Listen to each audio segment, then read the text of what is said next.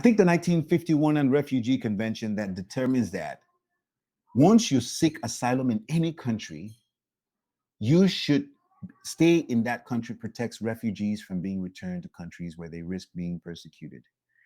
Let's say this Abrego Garcia guy. Let's play devil's advocate here. He was a former gang member in El Salvador, and he's running from being a gang member, and he's in America. And he had made the case for an asylum that he fears for his life in El Salvador because they're gonna take him out.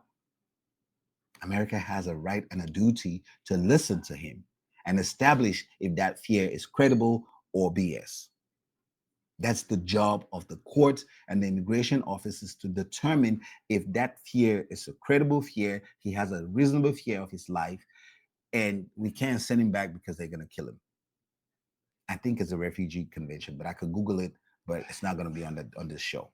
I could correct myself much later, but it's a convention that binds the US to ensure that people seeking asylum have a hearing. The question should be, did Abrego Garcia see an immigration judge and was he subject to removal? That's what I asked ChatGPT. But ChatGPT gave me Wikipedia. I was like, no, sir, ma'am, whatever you are. I need something more credible. I don't need wiki. So he gave me a New York Times magazine.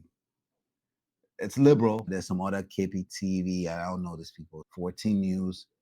Let's look at the New York Times. Still slightly credible. The New York Magazine. I don't know what that is. The federal courts, including the Supreme Court, ruled that Abrego Garcia's deportation was illegal and ordered the government to facilitate his return to the US. A country of law and order does not argue. We don't argue. That's not something the courts have decided. You cannot be law and order and you are fighting the law. It doesn't make sense, guys. Come on. It does not make sense. You don't have to agree with the man's lifestyle. You don't have to. You could hate his lifestyle. You could hate him. The law is the law. You cannot start this proceedings of opposing the courts.